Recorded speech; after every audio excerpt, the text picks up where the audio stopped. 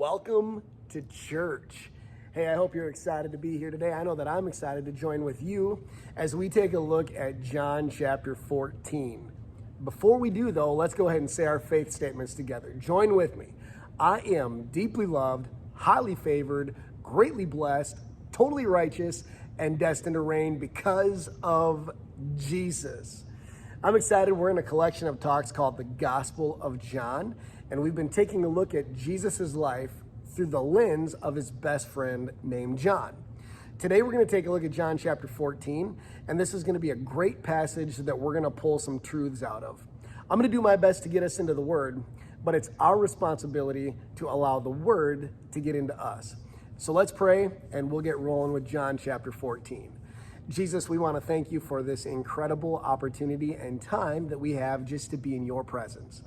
I pray that we take this moment and we read some truths from your word and apply them to our lives, because we know that you've got great things planned for us.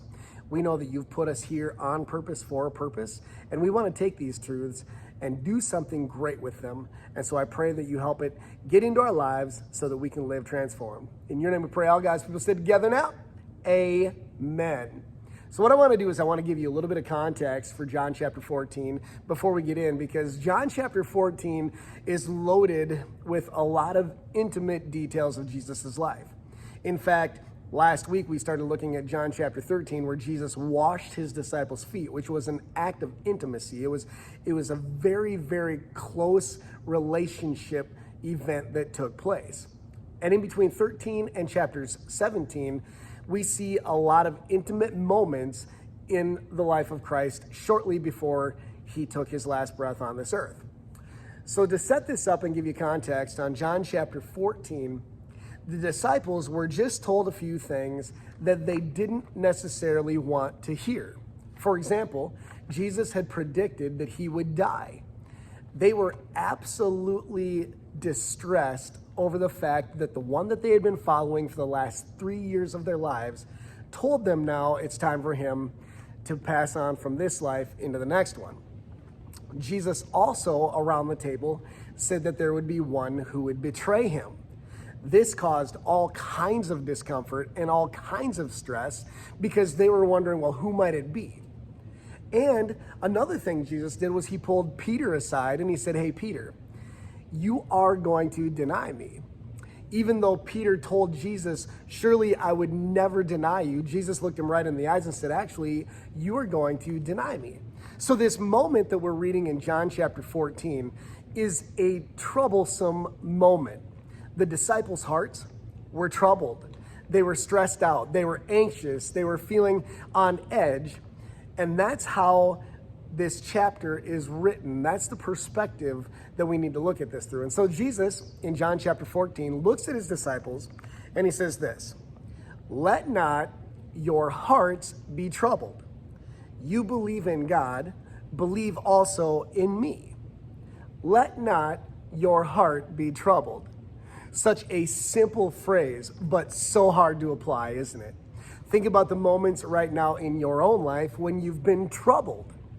Jesus is saying to you the same thing he told his disciples that night. Let not your heart be troubled. So number one, Jesus promised that we could have an untroubled heart in the midst of a troubled life. Why could Jesus make such a bold statement? It was because he was reminding them of who they know. Jesus was letting them know that all throughout the years of ministry with them, they were able to see the power that Jesus has over everything. When you started looking at the miracles in the Bible, and you see that Jesus told a storm to be still. Storms aren't supposed to listen to people. But the storm listened to Jesus. Why? Because Jesus has authority over the storms. Ears, when they're sliced off of somebody's head, are not supposed to be able to reattach to that person's head. But Jesus took an ear, placed it back on a person's head, and it reattached. Why could that happen? Because Jesus has authority over people. He's a healer. Another thing that Jesus did was he raised people back from the dead. Dead people are not supposed to come out of the grave. But Jesus called those that were dead out of their grave. Why? Because Jesus has authority over death. He was reminding the disciples of who they know. So be reminded today that if you're a believer, you know the creator of the universe personally. You know who is in all authority over everything. You know who takes the impossible and makes it possible.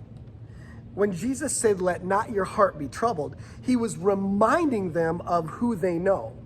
And if Jesus has strength over everything in creation, truly Jesus gives us strength and the ability to do what he commands.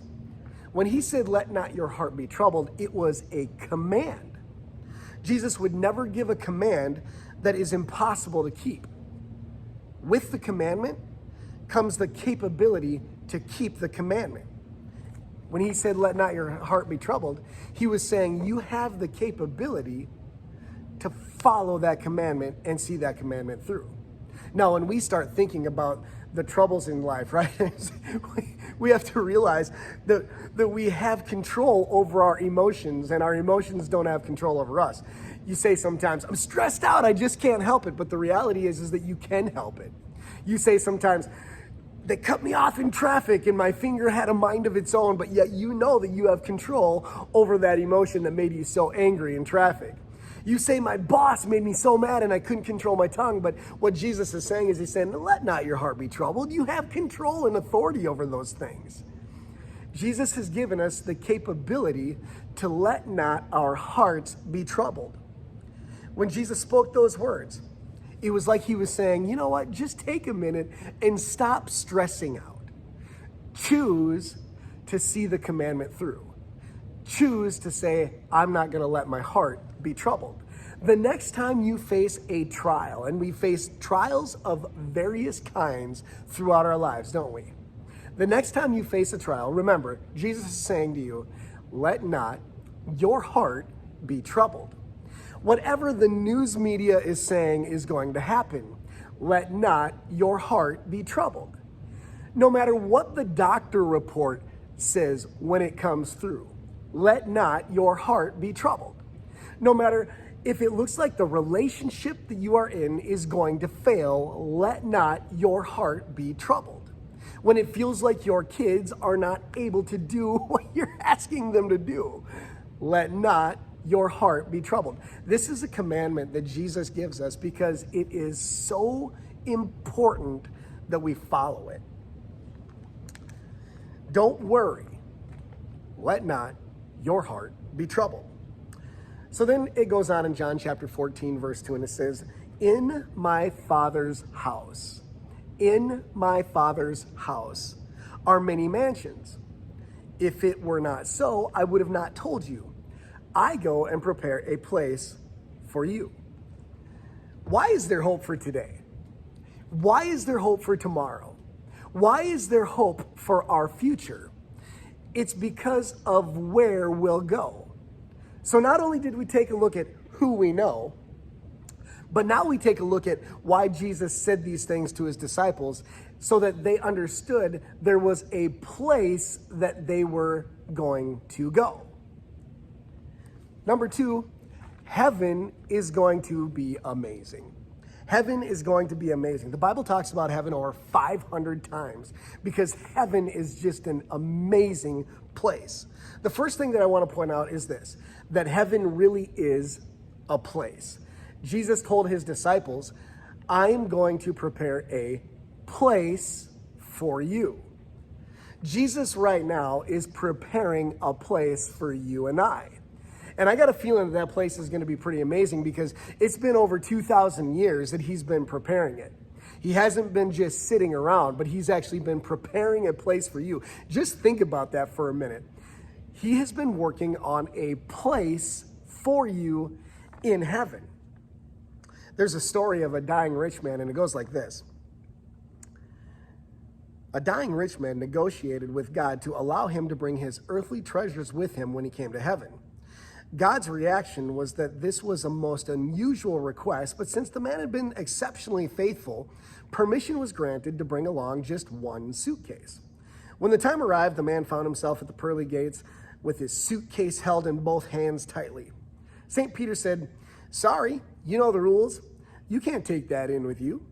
But the man protested and said, "God said I could just bring one suitcase." So Peter checked around and he found out that there was actually an exception. So Peter said, "Okay, you can bring the suitcase in, but I have to examine the contents of the suitcase before you pass."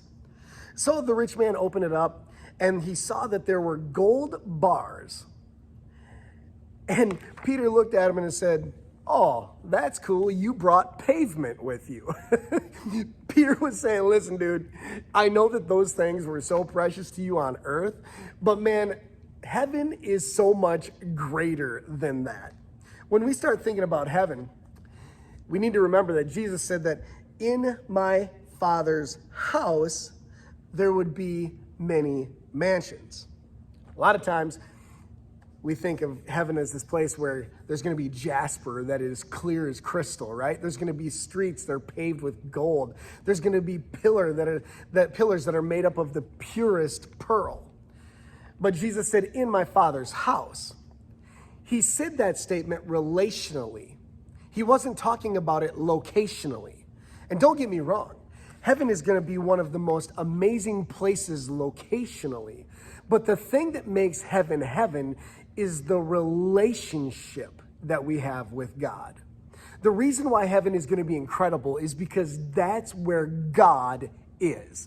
The reason why heaven is going to be so fantastic and mind-blowing and awestruck is because of the one who we spend eternity with there, and that's God.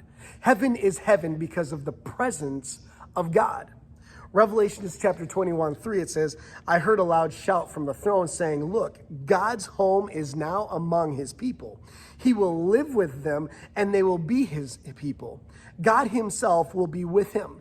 We get to spend eternity with the one who puts new order into effect. He makes all things new. He will wipe away every tear from our eyes. There will be no more sickness. There will be no more pain. There will be no more disease. This is the God that we serve. We get to spend time with the one who can take us and form us into the perfection of who he is.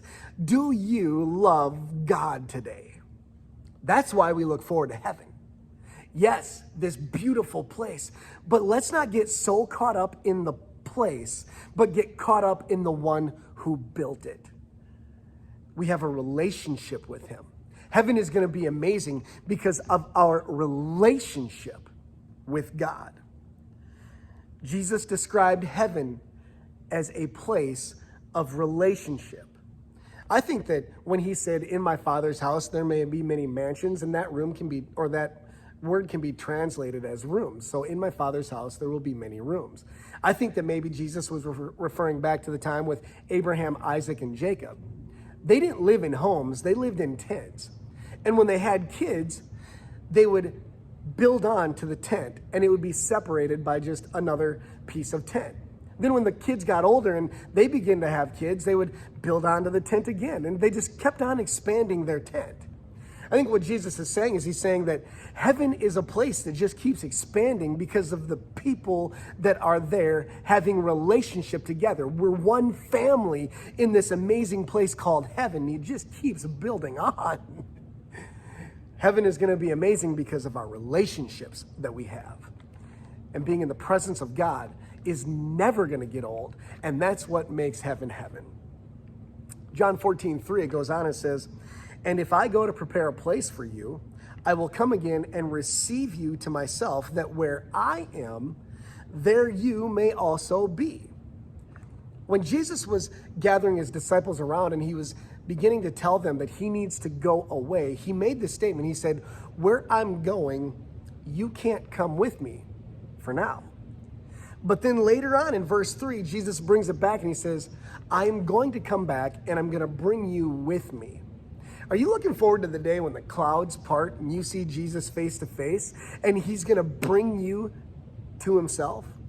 That's going to be an amazing time, an amazing experience where we finally get to go home and spend eternity with the one that we've been serving by faith.